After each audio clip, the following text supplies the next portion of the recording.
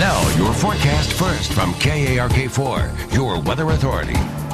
We've got the 3 H's going on across Arkansas today. Hazy, hot, and humid, and we're not expecting any big changes in that forecast as we head through the overnight hours. In fact, a very warm and very muggy overnight is on the way, with temperatures falling into the low to mid 70s by sunrise on Thursday. Your forecast first for Little Rock, we're looking for partly cloudy skies as the sun goes down. Temperatures falling through the low 90s. Mostly clear after midnight and a mostly sunny start to your Thursday, 74 degrees. Just wait. Even hotter temperatures are in the forecast. KARK4 News at 5 starts now. 20 handguns stolen from a Central Arkansas store are now on the streets. What police are doing to try to get those weapons back. Plus, residents concerned about city plans to build a hotel in West Little Rock on a major highway. We'll tell you what's next for the project. Our attitudes about race improving in Arkansas. We talked to a group that studies racial profiling in the natural state. Now, from the station you count on for local news that matters. This is KARK4 News at 5. Quick, professional, and brazen. Surveillance video inside a Searcy sporting goods store shows the heist of 20 guns that are out on the street tonight. Good evening. Thanks for being with us tonight. I'm Jessica Dean. Hello, good evening, everybody. I'm Bob Clausen. It's good to have you along. Searcy police say they have never seen a theft like this before. Handguns of all varieties ripped off despite a noisy alarm system and cameras recording it all. KARK4's David Goins spent the day in Searcy tracking every step of this investigation. David, looks like they knew what they went for and they were not leaving without it. Definitely appears so, Bob. Make no mistakes, thefts do happen, but considering the inventory taken here, the business owner is shocked and police are worried. Ultimate Outdoors in Searcy, the backdrop for an ultimate gun theft. This person, they were in, they were out. 2 o'clock this morning, after shattering a window, this individual, owners and police don't know if it's a man or a woman based on their short stature, loads up 20 handguns in under 2 minutes. That's what makes this such a big deal. It's not shoes, it's not software, it's guns. John Key says in 14 years, he's never seen anything like it. The person that did this was very professional, no doubt had done it before. And with the complete cover, including white gloves, finding out who this is won't be easy. Detectives say it's a threat to more than just the public. But it's also a threat to us.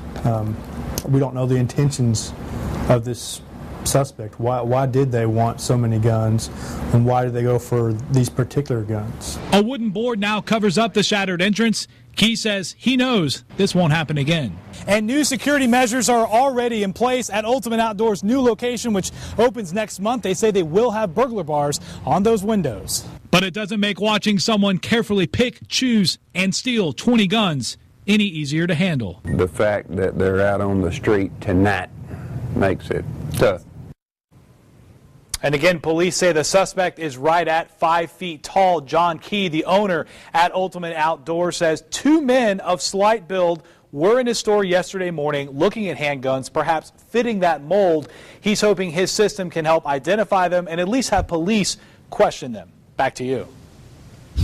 All right, David, thank you very much. A developing story out of Northwest Arkansas now where people are hurt after a fire started in Northwest Arkansas business. The fire broke out at Advanced Environmental Recycling Technologies at Springdale. 3 people are hurt. 2 have been taken to a burn center.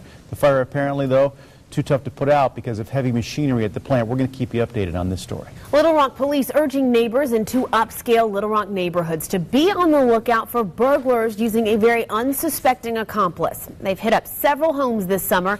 And KARK4's Dustin Barnes shows us the common ritual one of the crooks is using to get inside those homes. Walking the dog through a neighborhood seems to be sort of an innocent tactic, but Little Rock police say there's someone going through some specific neighborhoods throughout the city, walking a dog, but coming out with your things. The burglaries are happening in the St. Charles and Villages at Wellington subdivisions. Police tell KARK the woman with the dog walks up to a door and rings the doorbell.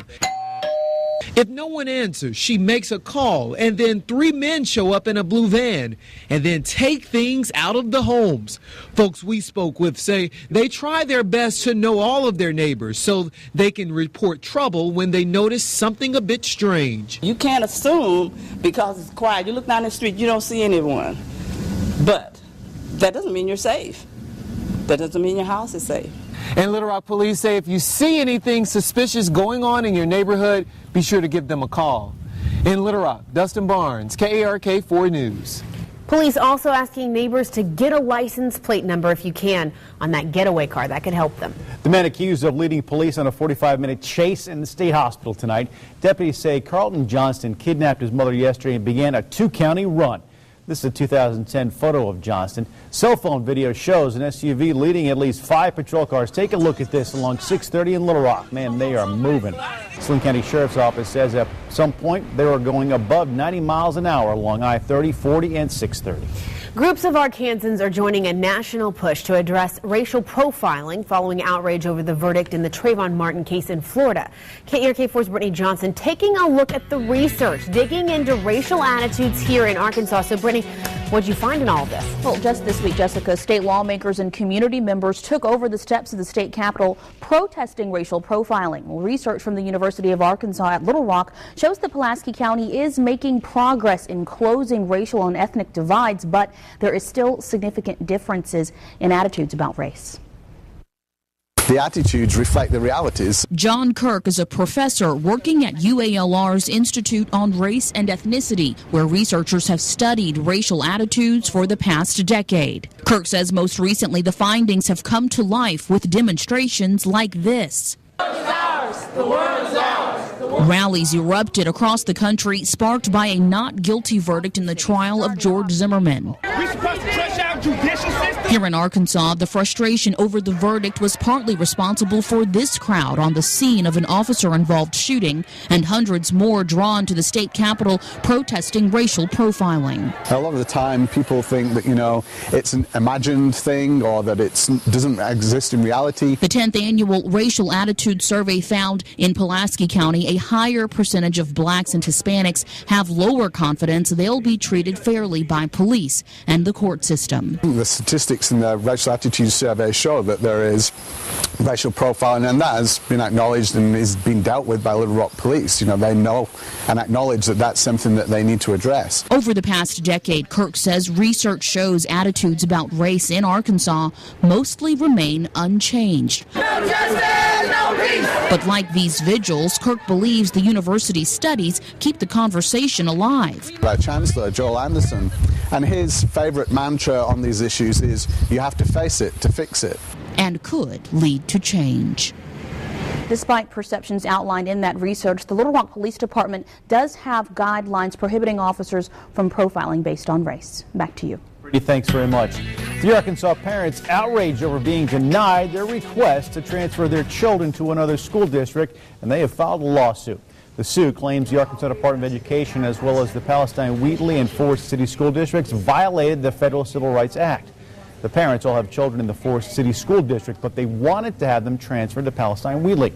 Under the school choice law, students are allowed to transfer unless a district exempts itself due to desegregation concerns. Forest City has claimed that exemption. A Department of Education spokeswoman says they are currently reviewing the lawsuit. For a full look at that lawsuit, all you have to do is go to our website, arkansasmatters.com. Right now, the Hogs have the mic at the SEC Media Days. Our Razorback Nation crew is there. We'll have a full report coming up from Hoover, Alabama. Plus, Good afternoon, welcome to Walmart. there he is. He returned to the job he loved the most. That's being a Walmart greeter. Coming up, why it was so important to be at the door of the Superstore one more time. And the heat will be building over the next couple of days in Arkansas. Today, about 3 degrees warmer across most locations than what we saw yesterday. In Little Rock, 95 the high. We started your Tuesday at 73. I should say we started your Wednesday at 73. But we've got triple-digit heat in the forecast for the rest of the work week. We'll let you know when the sweating will begin even more in just a few minutes. This is KARK 4 News at 5 in high definition with Bob Clausen, Jessica Dean, and Chief Meteorologist Keith Monahan.